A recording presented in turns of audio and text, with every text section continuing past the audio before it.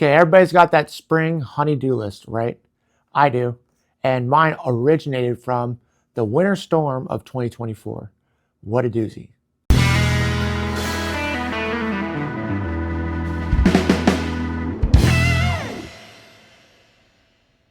Hey everybody, it's Kip Johnson, your Wheels and Deals realtor over here at KW Portland Elite. Okay, everybody's got that spring honey-do list, right? I do. And mine originated from the winter storm of 2024. What a doozy. Your honey-do list this spring might involve replacing some windows. Let me tell you a story. During the winter storm of 2024, I learned that some of my windows were double paned aluminum windows. Now, if you have those type of windows during the winter storm, you know exactly what I'm going to say. You get ice in the window inside your house because of how cold it is outside.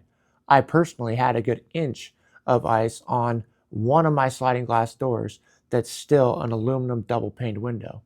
Now, my wife is all about getting this window replaced this summer. So I've gone through all the hassle of finding the great contractor that I'm going to be using. So if you are going to be doing this type of work this summer, give me a call. I've already done the work for you. I know the contractor you need to call. The next thing on my honey-do list that I learned about during the winter storm of 2024 is I really need to get personal with my HVAC system. Here's the story behind that one. So during the winter storm of 2024, my furnace is a little bit older, and I kind of put off cleaning the filters this last year. So my power bill usually runs about $400 a month if my furnace is working full time. During the winter storm, it went to $800 a month. And then, because my filters weren't cleaned, it just decided to freeze up altogether, and then we had no heat.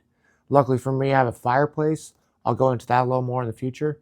But having your furnace completely turned off just because you didn't maintain it is not good in a winter storm. My tip for your furnace upkeep is that you have your furnace serviced at least once a year and your filters cleaned or replaced twice a year. Now, the filter system, that was my big mistake. My kids ride dirt bikes. I have a gravel road. I have a fireplace. I have pets.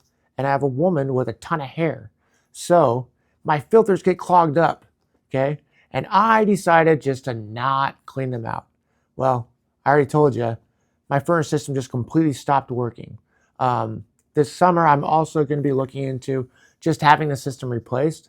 So again, I have done the work for you. I have gone and contacted the right contractors, interviewed them, and kind of background check them, make sure that they do quality work. So if you're thinking about having any furnace system work done this summer, give me a call. I have the contractor that is just your guy.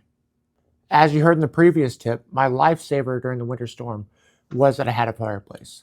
Now, here's my tip about that. My tip around having a fireplace or a wood stove is that you need to have it serviced as well. You need to make sure that your chimney flue is cleaned. You need to make sure that your firebox is in good working order. And it's not a bad idea to have that system serviced at least once a year as well. Make sure that when you go into next winter season or next fall season, that this is in good working order.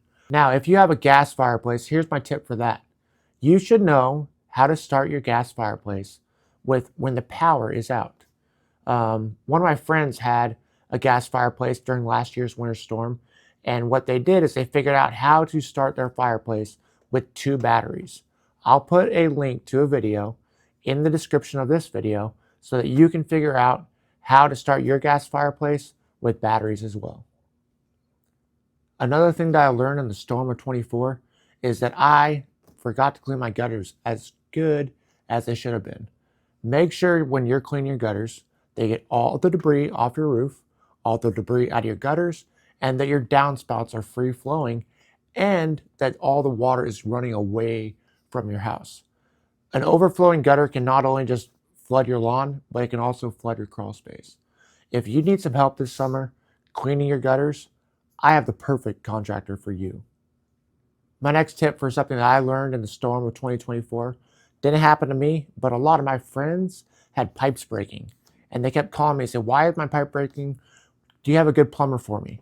Now, if you have a pipe break in a winter storm, it's going to cost you 4 times what it would to replace a pipe during a regular season. So the best way to prevent this from happening is to make sure that your vents are shut into your crawl space before that winter storm hits. You should have them shut at the beginning of winter. Another thing that you need to do to make sure that your pipes don't freeze is to drain your spigots. Turn them off from the inside and then open them up from the outside and then put a boot over them. This will help prevent your pipes from freezing.